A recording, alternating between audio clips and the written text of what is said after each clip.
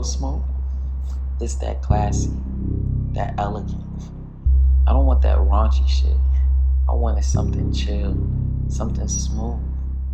The color makes it a little raunchy, but inside for pulp, and you can actually eat that.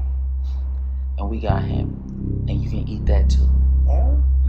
Because it's made with organic materials. I want you to taste your smoke as you pulling it. There's no watermarks, so you ain't gotta worry about no ink or no harmful chemicals getting into your system. It's Negril smoke, just a healthier way to smoke.